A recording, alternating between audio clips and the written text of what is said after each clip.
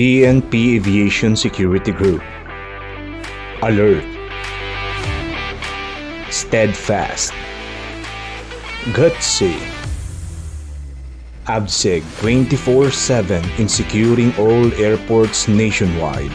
Tunghayan natin ang serbisyong mabilis, tapat at nararamdaman ni Police Brigadier General Dionisio Badongen Bartolome Jr. Dito lamang sa ABSEG 24/7. Patuloy na ipinapatupad ng PNP ABSEG Group ang oplang pamasahing tapat bilang bahagi ng kampanya laban sa kolorum at overcharging ng mga sasakyan upang maprotektahan ang kapakanan ng mananakay.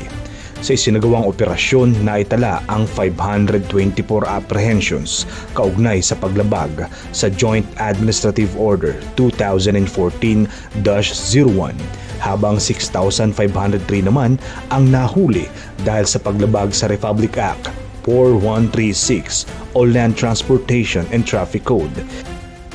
Sa patuloy naman na pagsugpo sa kriminalidad ng mga paliparan sa bansa, mas pinaigting pa ng PNP ABSEG Group ang kampanya kontra ilegal na droga alinsunod sa focus agenda ng hepe ng pambansang pulisya ng Pilipinas na si Police General Jose Melencio Nartates Jr.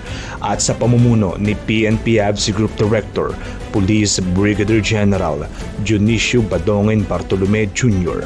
Matagumpay na nasabat ng PNP ABSEG Group at ng mga miyembro ng NAIA at Clark Interagency Drug Interdiction Task Group ang mga abandonadong parcels sa magkahiwalay na operasyon sa Pasay City at Clark, Pampanga. Kabilang dito ang isang parcel na naglalaman ng mahigit 9 na kilo na hinihinalang ilegal na droga at tinatayang nagkakahalagang humigit kumulang 58 million pesos na nasabat sa cargo area ng Clark Free Port Zone. Samantala, sa Central Mail Exchange Center sa Pasay City, 5 pang abandoned parcel na naglalaman ng mahigit 2 kilo na hinihinalang shabu na may tinatayang halagang humigit kumulang 7 million ang nasabat.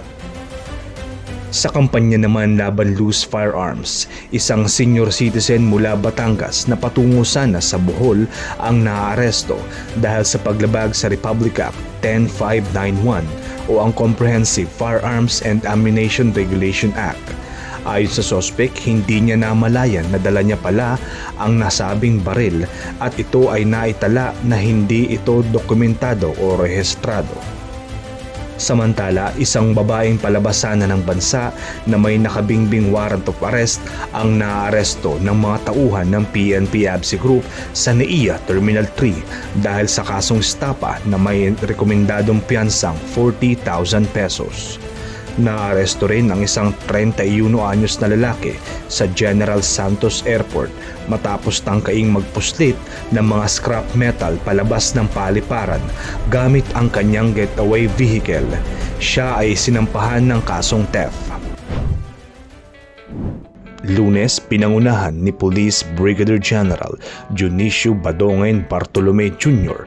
ang traditional na flag raising ceremony sa PNP ABSEG Group Headquarters Pasay City bilang patuloy na pagpapakita ng malasakit, disiplina at dedikasyon sa paglilingkod sa bayan at sa watawat ng Pilipinas.